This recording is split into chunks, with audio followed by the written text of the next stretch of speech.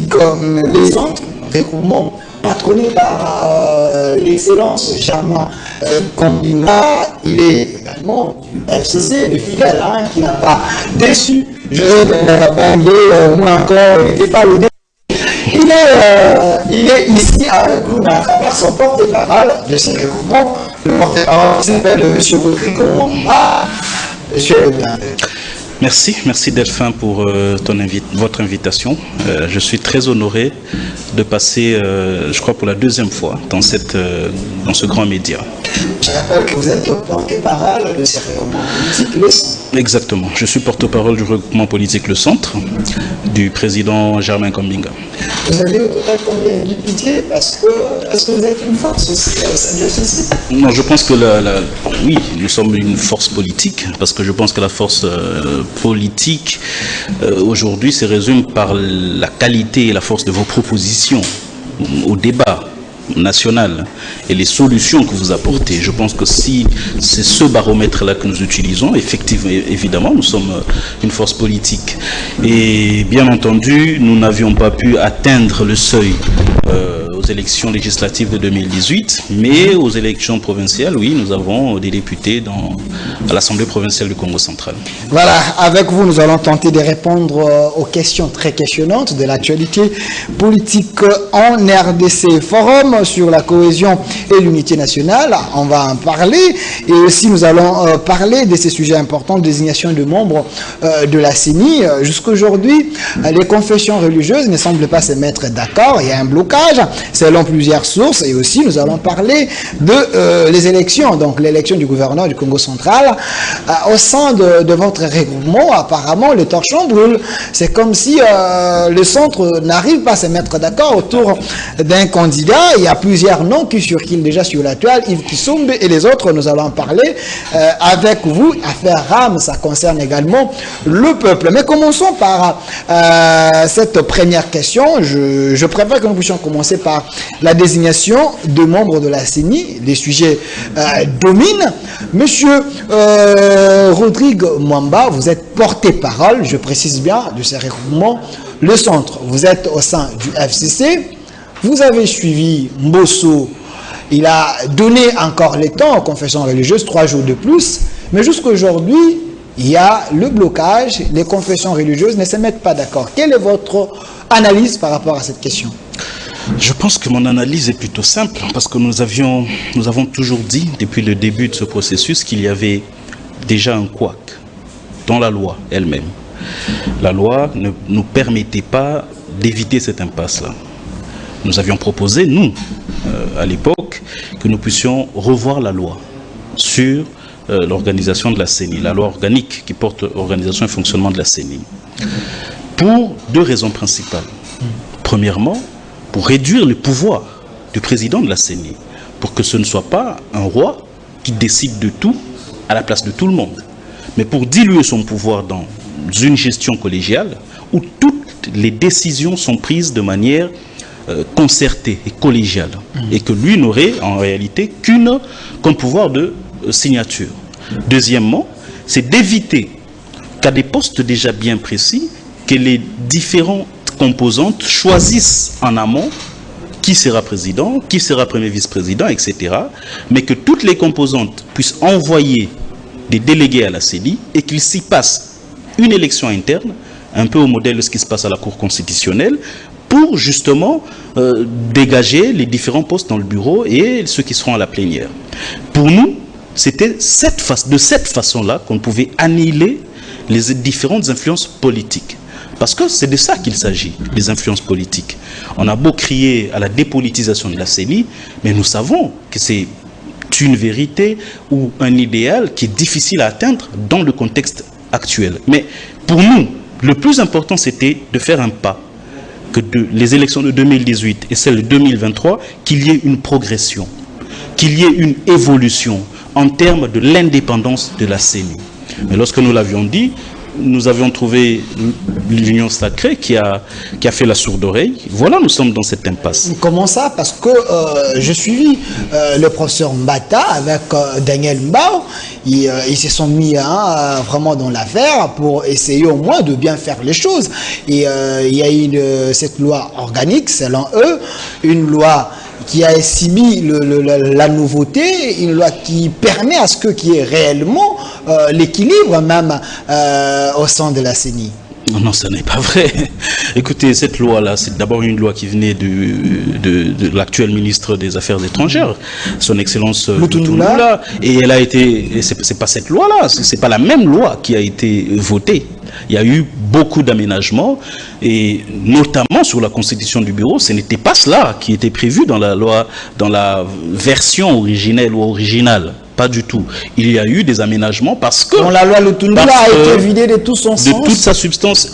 Et parce que ceux qui sont au pouvoir aujourd'hui ont estimé qu'il fallait qu'ils mettent ces choses-là dans cette loi-là parce qu'ils estimaient que ça les avantageait. Mais malheureusement, on se constate que non. Le peuple congolais, qui a connu au cours des élections de 2018 la première alternance démocratique, il a vu un président de la République, jeune, 47 ans, en tout cas ça casse un peu avec tout ce qu'on voit en Afrique, des vieux chefs d'État qui ne veulent pas quitter le pouvoir, céder le pouvoir parce que lui, peuple congolais, l'avait exigé.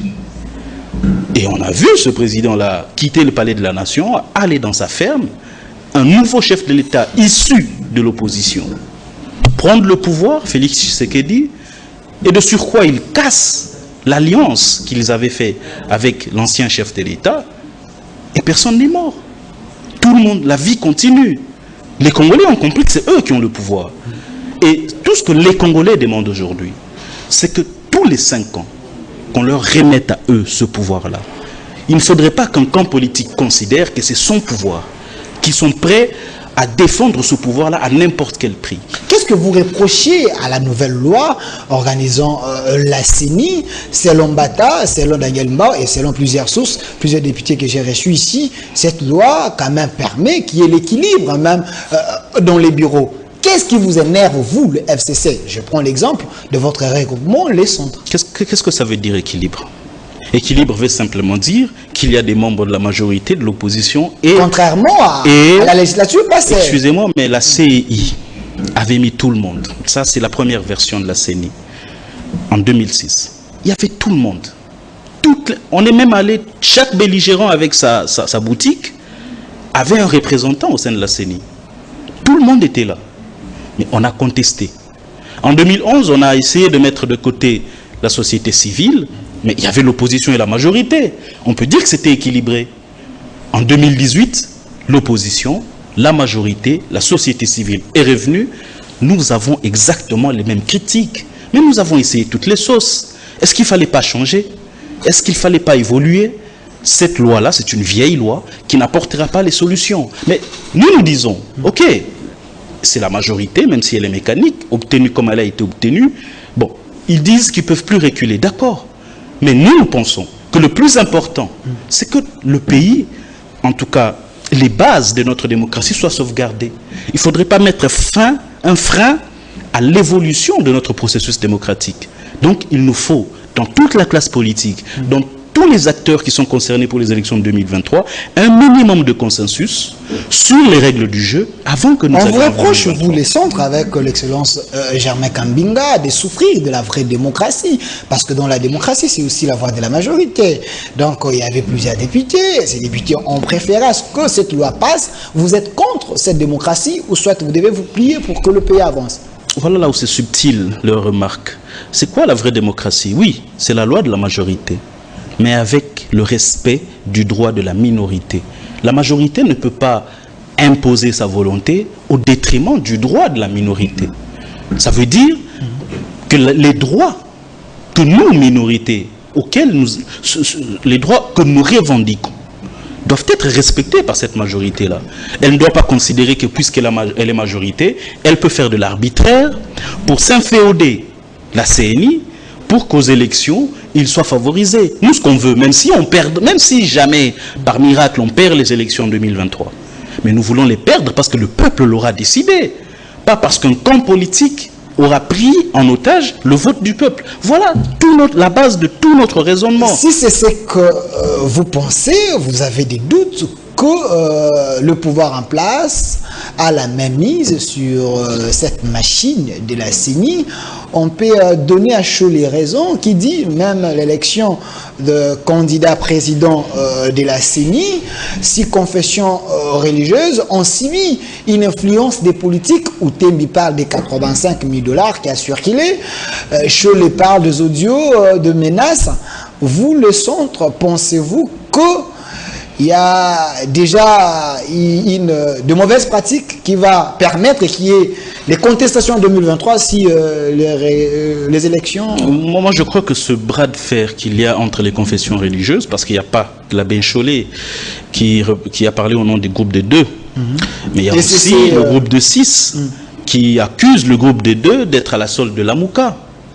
Voyez-vous, je pense qu'à partir du moment où il y a de telles accusations, qu'il y a des influences politiques du pouvoir pour essayer d'imposer un candidat, ça n'est pas anodin. Ce n'est pas anodin, ce n'est pas des choses à prendre à la légère. On n'a pas envie d'aller aux élections par formalité. On y va juste pour y aller, mais les résultats sont écrits en avance. Mais il ne faut pas non plus négliger ce que disent les autres, les 6 autres, lorsqu'ils disent que eux c'est le plan de la Mouka. Je pense que ce ne serait pas objectif si on devait, dans ce débat ou dans ce bras de fer entre confessions religieuses, si on devait prendre parti que pour les uns et non pour les autres. À partir de ce moment-là, on est partial dans le raisonnement, parce qu'il ne s'agit nullement des politiques. Ce sont les confessions religieuses. Maintenant, notre position est simple. C'est qu'il y a manifestement une lutte d'influence politique pour prendre en otage la CENI. Comme c'est un problème politique, pour nous, le plus important, c'est qu'il y ait une solution politique. La solution politique, c'est justement que les politiques qui sont engagés dans ce processus aient un minimum de consensus.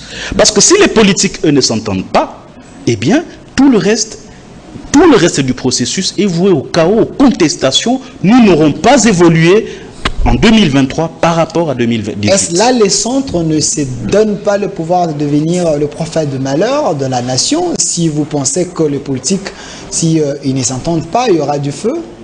Mais c'est pas être prophète. Il suffit d'analyser l'histoire de notre pays. À chaque fois que l'on a privilégié le passage en force plutôt que le dialogue, ce pays a été plongé dans le chaos. Il y a moult exemples. Prenons juste la guerre sera longue et populaire. Lorsque la guerre de 98 éclate, c'était quoi? Ce pays était divisé en 4.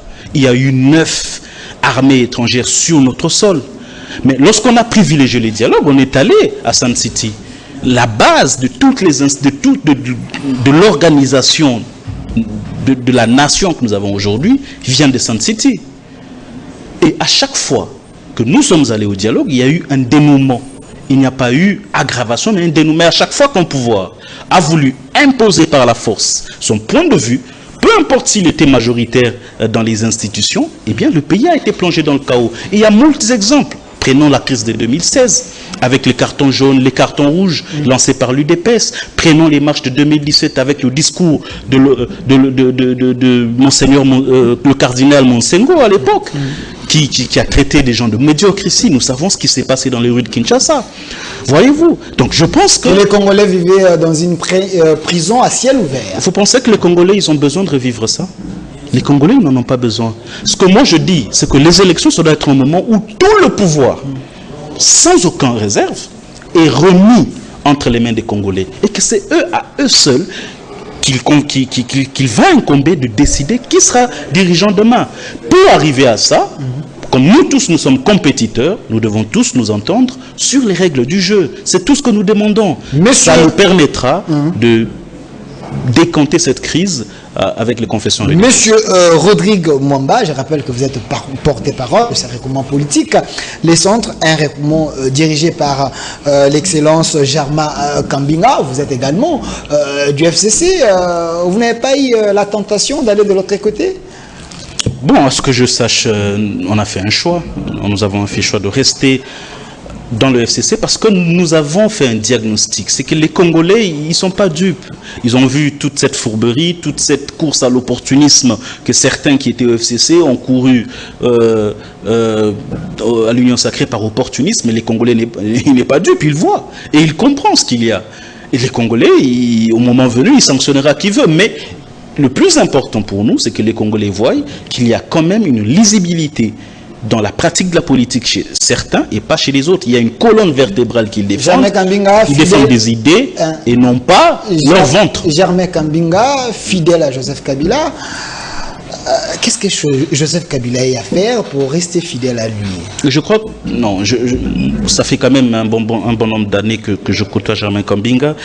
Je ne l'ai jamais vu fidèle à des personnes physiques. Non, il a des convictions qu'il a toujours défendues, auxquelles il est resté fidèle. Voyez-vous? Donc il n'a pas cette tendance au culte de la personnalité ou à jurer fidélité aux hommes, mais il jure fidélité à des convictions politiques qu'il a. Et je pense que c'est au fait de ça aussi son originalité, le courage qu'il a finalement de pouvoir construire aujourd'hui de zéro son propre mouvement, le centrisme congolais, et petit à petit de l'imposer dans le microcosme politique. Monsieur Rodrigue, il y a ceux qui pensent que les acteurs politiques ne peuvent pas rester au centre parce que ceux qui peuvent être au centre, il n'y a que la société civile.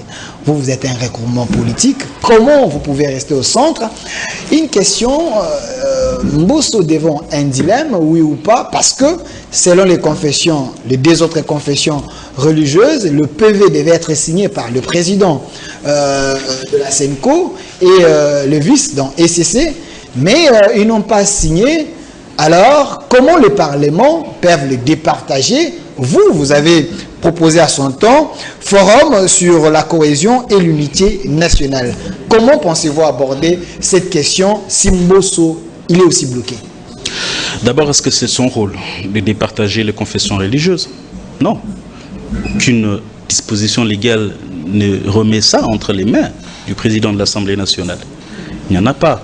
Lui ou l'Assemblée nationale, son rôle, c'est simplement d'entériner les candidats que les composantes auront envoyés. Ça, il y a une commission PAJ. Hein. Il y a une, non, on appelle ça commission paritaire. Bon, paritaire, voilà. Soi-disant paritaire, d'ailleurs, nous refutons. Voilà. Nous ne disons même pas qu'elle est paritaire, cette commission-là. Déjà, parce que paritaire, ça veut dire qu'il y a, en nombre égal, les députés de l'opposition de la majorité, ce qui n'est pas le cas. Pour nous, cette commission-là, elle n'est même pas paritaire, donc elle n'a jamais existé. Et ce n'est même pas le rôle de cette commission-là, de pouvoir départager les gens. Cette commission-là se limite simplement à étudier les dossiers et de juger la recevabilité ou pas des candidatures proposées. Donc la légalité et leur légalité, bien entendu. Et ça se limite là. Et ils viennent proposer à la plénière qui entérine ou qui n'entérine pas. Ça se limite là. Ils n'ont pas le rôle d'arbitre ou de gérer, gérer les difficultés. Au moment que la SENCO, soit le président et les vices n'ont pas signé, est-ce que PV est légal? Pas du tout, mais c'est clair. La charte, leur charte est claire.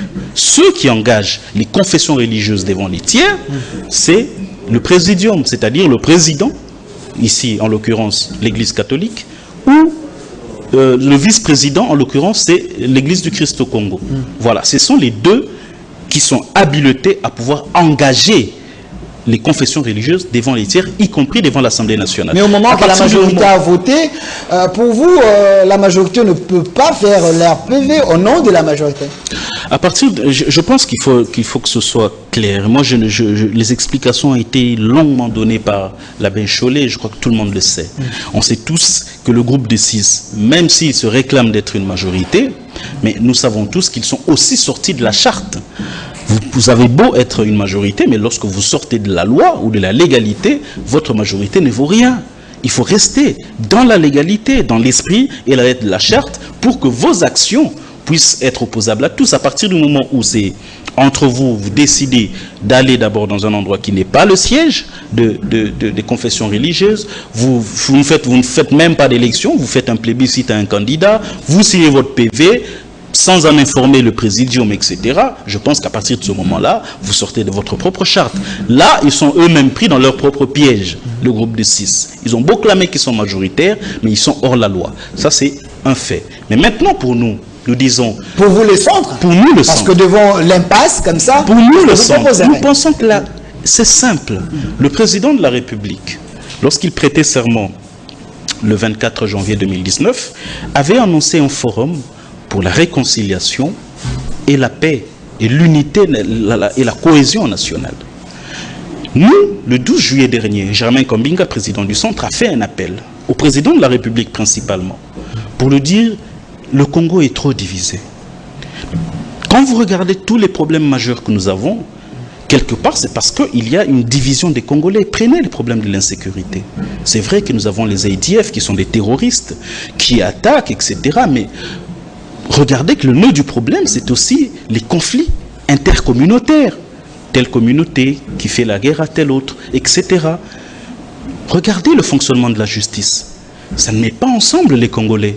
Il y a des Congolais qui, se reconnaissant dans tel ou tel autre leader politique, se sont frustrés qu'il soit, lui, victime d'un certain acharnement judiciaire, alors que les autres, qui ont fait peut-être pire que lui, ne sont pas du tout inquiétés. Voyez-vous, ça aussi, ça divise les Congolais. Il y a aussi la question du tribalisme qui monte. Regardez, allez dans les rues, vous verrez. Aujourd'hui, moi je suis Moulouba, mes frères Louba ne supportent pas certaines critiques qui sont faites contre ce que nous appelons, ce qu'ils appellent aujourd'hui leur pouvoir. Vous êtes sûr? Parce que j'étais avec Ngoïka sur ces plateaux, sur la même chaise-là, qui dit apparemment c'est comme s'il y a une diabolisation contre les Balouba. Prenons l'exemple des Kadima, à l'époque des Kabila, il y a eu Malou Malou, Ngoï Moulunda, Corneille Nanga, et tous de même côté. Il n'y avait pas ces discours aujourd'hui autour de tribalisme, mais aujourd'hui parce que c'est Kadima, il est de même côté avec les chefs de l'État, de sa tribu, et alors on commence à diaboliser les choses. Est-ce que ne voyez-vous pas qu'il y a une récupération politique? Moi j'ai toujours considéré que les questions de tribalisme, ce sont des débats de caniveau, mais excusez-moi, mais quand même c'est insupportable pour les Louba de voir qu'on les accuse de tous les maux du monde. Il suffit qu'il y ait un Louba à un poste de responsabilité que tout le monde crie au tribalisme. C'est insupportable à un certain moment. Je pense que ce tribalisme-là aussi est un problème de société qu'il faut résoudre. Il y a aussi la question de la fracture sociale. Des Congolais qui ne comprennent pas pourquoi c'est toujours l'élite politique qui, elle, consomme toute la grande majorité de tous les fonds de l'État, du budget de l'État. On ne comprend pas pourquoi en 2022 le budget de la présidence va quasiment augmenter de 50%, le Parlement aussi, le gouvernement, mais pour les fonctionnaires, pour les médecins, il y a quelle augmentation? Pour tous les autres fonctionnaires de l'État, il y a quelle augmentation? Il y a cette fracture sociale-là. Je pense que ce sont là des éléments qui constituent en réalité des foyers de tension entre Congolais qui ne nous permettent pas, en tout cas, d'aborder les processus électoraux de 2023 en toute sérénité. Et je pense, la question même, je vais ajouter, la question que nous sommes en train de traiter sur la désignation des membres de la CENI est aussi une autre question qui divise les Congolais. Donc nous pensons que tout cela mis ensemble constitue de la matière ô combien importante qu'il faille traiter dans un grand forum de réconciliation nationale, dans un grand forum de cohésion et de l'unité nationale. Et c'est pour ça que nous saluons cette initiative du chef de l'État, parce qu'il répond, nous considérons qu'il répond à notre appel, et qu'il était temps. Parce que 2023, c'est dans 2 ans, mais c'est très bientôt. Et que nous ne pouvons pas aborder les élections en 2023, qui sont un moment d'acutisation extraordinaire de tous ces petits foyers de tension dormants, et qui risquent d'exploser en 2023. Dieu seul sait si il y a contestation entre Congolais en 2023, à quoi est-ce que nous serons exposés? Soyez plus clair, M. Rodrigue. Je rappelle que vous êtes porte-parole de ces regroupements politiques, les centres. Oui. Est-ce les centres voient ces forums sur la cohésion et l'unité nationale comme un nouveau dialogue autour d'une table où les politiciens peuvent également se partager les postes de responsabilité pour calmer au moins les tensions? Non, nous pensons, en tout cas au centre, nous pensons que le débat politique il peut être sincère, Delphin.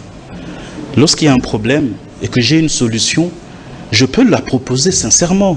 sans forcément avoir des arrière-pensées d'obtention de postes derrière. Et je crois que Germain Kambing a été suffisamment clair là-dessus. Et il a dit, pour lui, le gouvernement Samalou Kondé devrait rester en place jusqu'en 2023. Si le président de la République le décide ainsi. Mais le plus important ici, c'est qu'il y a une base, en tout cas un consensus minimum à obtenir sur ces différentes questions de la vie nationale, la sécurité, le fonctionnement de la justice, les élections, le social. Il y a un certain consensus minimum qu'il faut avoir, qui constituera une base du fonctionnement de tous les restes, même si après nous allons nous battre. Hein. Nos idées peuvent diverger, mais les règles qui doivent régir, c'est-à-dire cette base-là sur laquelle nous tous nous devons être assis, cette base-là doit être consensuelle. Donc il faut résoudre cette question de fond. C'est ça notre position. Et nous sommes sincères dans cette démarche-là. Et je vous regarde droit dans les yeux parce que c'est le cas. Nous sommes sincères, ce n'est pas une démarche pour rechercher des postes, pas du tout, mais c'est une démarche pour chercher des solutions conformément à l'idéologie que nous portons au centre, la quête permanente du consensus. Mais quand les centres proposent ces débats consensuels, je rappelle que l'ancien ministre Germain Kambinga propose ces débats, c'est un intellectuel, hein, un élite congolais, là quand même on doit reconnaître cela, mais vous pensez aussi intégrer la proposition de Martin Fayulu, la Mouka qui parle de la dépolitisation, et aussi la Mouka propose au Conseil des réformes institutionnelles. Pensez-vous que c'est aussi valable cette proposition de sortie des crises? Vous savez, on a beau être en désaccord avec Martin Fayulu, mais pourquoi on l'interdirait de proposer ou de réfléchir? Ici, l'idée, c'est de combattre la pensée unique, l'imposition. L'idée ici, c'est que... Parti-État. Voilà. L'idée, c'est que tout le monde s'exprime, que tout le monde dise ce qu'il veut, et qu'ensemble, chacun fasse des concessions, et que nous puissions trouver un consensus. Ce qu'il propose, pour nous, ce n'est pas à rejeter directement, mais il mérite qu'on prête attention à ce qu'il dit. Voilà notre position. Nous disons, Monsieur le Président de la République, la Mouka, ce sont des citoyens congolais. En tout cas, ils méritent que vous prêtiez attention. Ne suivez pas tous les extrémistes qui peuvent être autour de vous, qui vous disent, bah, la Mouka c'est rien, fermez les yeux, nous sommes là, nous sommes du Bandundu, on prendra tous les ressortissants du Bandundu derrière nous, et fermez les yeux à la Mouka. Non, nous disons non, Monsieur le Président. Parce que vous parlez des extrémistes, il y a certains radicaux, là, côté pouvoir que j'ai à recevoir sur ces plateaux, ils ont pensé que vous avez induit Kabila, une erreur, hein. Quand je parle de vous, ce n'est pas seulement les centres, les gens qui ont collaboré avec Kabila. Kabila a organisé plusieurs dialogues, plusieurs concertations, ainsi de suite. Aujourd'hui, il est au bord d'un chaos, il est chez lui à Kachamata ou à Kingakati, il a laissé les histoires entre le main et des autres. Est-ce que ça servirait à Félix Tshisekedi? Parce qu'avec Kabila, il n'y a pas eu de fruits. Vous verrez que ces mêmes personnes-là, ils avaient été avec Mobutu qui avait refusé les dialogues, hein. Vous savez, c'est lui qui a fermé la conférence nationale souveraine. On sait très bien comment c'est terminé pour lui. Malheureusement, Kabila, quand il arrive, il met les enfants du Congo autour d'une table à Sun City. On sait c'était quoi les résultats. Lorsque Kabila met les enfants du Congo autour d'une table à la Cinco, au dialogue de l'accord de la Saint-Sylvestre, ce qui permet les élections de 2018, eux, ils auraient voulu, il y en a beaucoup aujourd'hui qui ont rejoint le président Tshisekedi, qui juraient par l'éternité de Kabila. Oui, mais là. Vous faites allusion à qui? À Mende ou soit au professeur Non, je ne cite pas les noms. Je dis simplement... Kabila désire. Beaucoup autour du président Tshisekedi chantaient hier l'éternité au pouvoir du président Kabila. Malheureusement, et c'est eux qui osent dire que ceux qui prônent aujourd'hui un dialogue, dès pour parler, sont en train de dire le président Tshisekedi en erreur. Moi j'ai dit, regardons, interrogeons l'histoire. À quel moment est-ce que le Congo a gagné?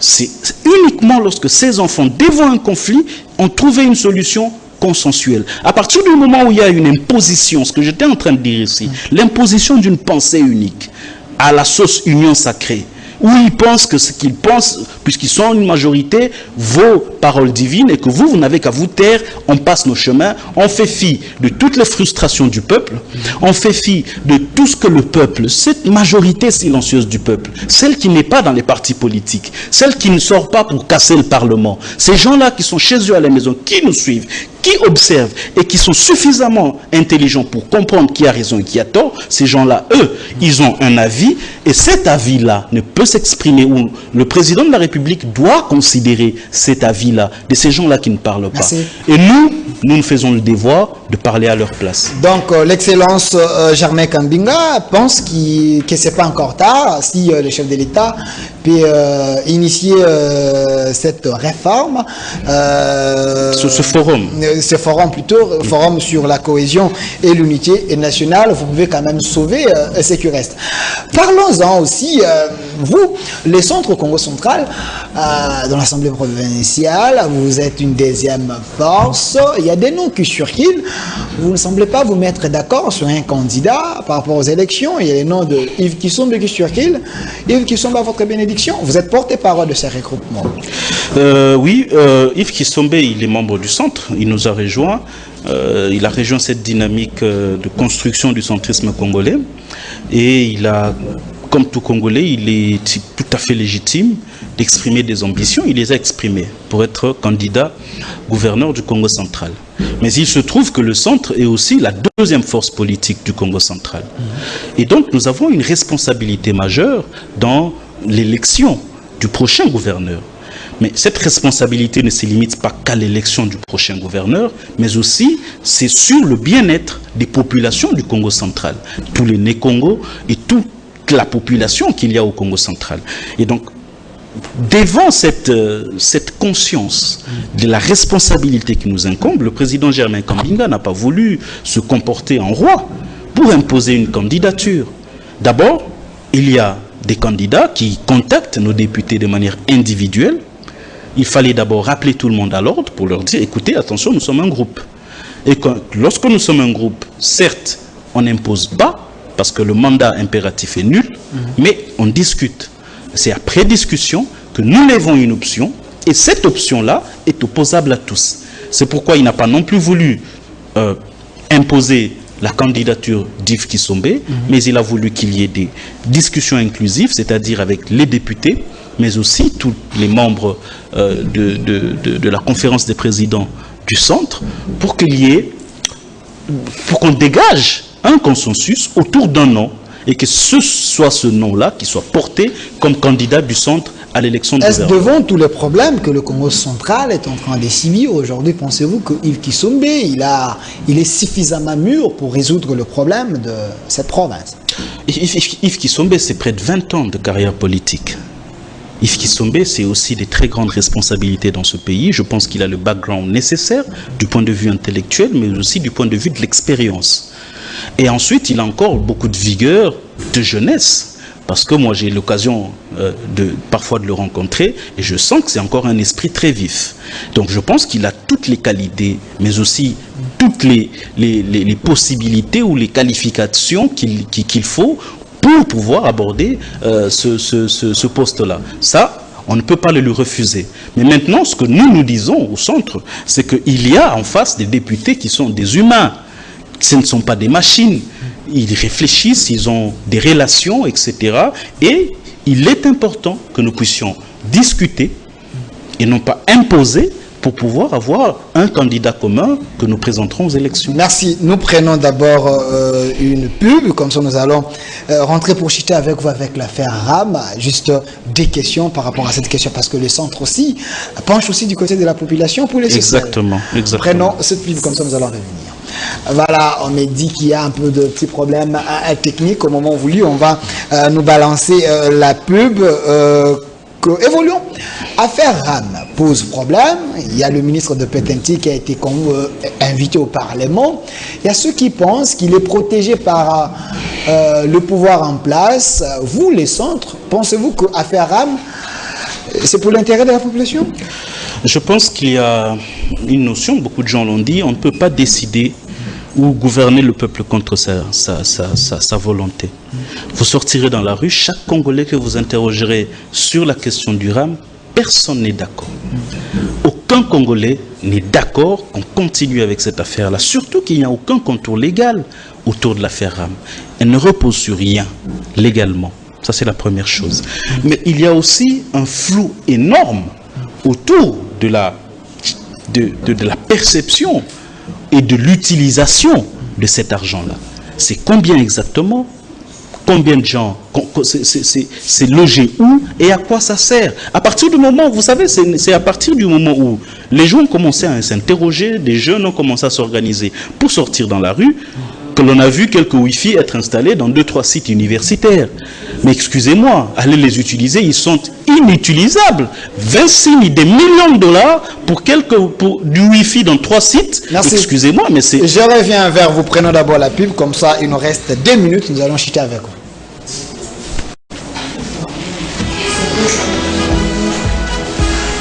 L'Inspection générale des finances de la République démocratique du Congo, créée le 15 septembre 1987, est un service de contrôle supérieur de biens et finances publiques.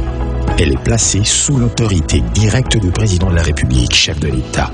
Elle a pour mission de veiller au respect des lois et règlements en matière de biens et finances publiques en République démocratique du Congo. À ce titre, elle contrôle l'utilisation des fonds publics, la gestion des entreprises et services publics, ainsi que toutes les provinces et entités locales. Elle encadre les administrations fiscales dans la mobilisation des recettes publiques et procède au contrôle de la régularité des paiements des impôts des assujettis. Depuis une année, elle s'implique fortement dans la lutte contre la malversation financière et la corruption dans la gestion publique au travers d'une opération appelée la patrouille financière. IGF pour l'implantation de la bonne gouvernance en République démocratique du Congo. Des retours sur ce plateau. Vous avez suivi la pub de l'IGF. Il y a ceux qui pensent qu'il faut l'IGF puisse récupérer ces dossiers RAM. Il y a certains députés qui pensent que le ministre a escroqué les Congolais. Vous, le centre, vous sollicitez aussi l'appui de l'IGF? Mais nous avons besoin de lumière dans ça. Je crois que le travail que fait l'IGF, moi je suis dans l'opposition, mais il faut être sorcier pour ne pas reconnaître qu'il y a des avancées. Donc même l'FCC, vous encouragez l'IGF? Non, écoutez, l'opposition, c'est pas la haine. L'opposition, c'est pas systématiquement régner les choses.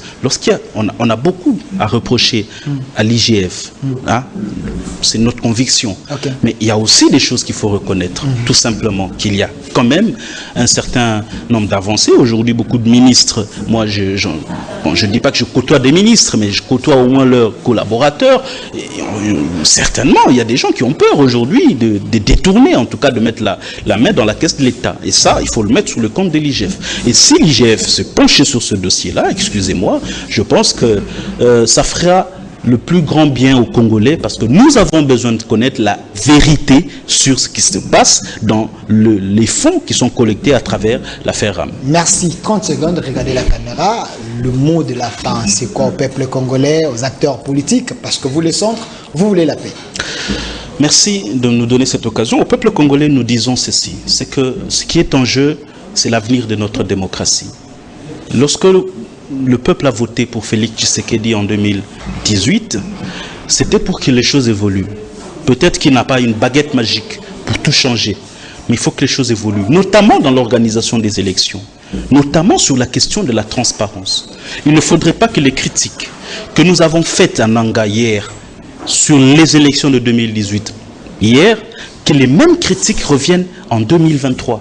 Donc il faut qu'il y ait une progression en termes de transparence, en termes de l'organisation et tout le reste. Et c'est pour ça que nous demandons ce consensus. Ça n'est pas du tout parce que nous avons besoin de nourrir nos ventres. Moi je suis médecin, nous le faisons autrement. Mais c'est parce qu'il y a une véritable question qui bloque la République et nous pensons que la seule solution maintenant là, c'est de mettre tout le monde autour d'une table et qu'on trouve un consensus. Merci, Monsieur Rodrigue Mwamba. Je rappelle que vous êtes porte-parole de ces regroupements politiques, les centres, un regroupement géré par l'ancien ministre Germain Kombinga.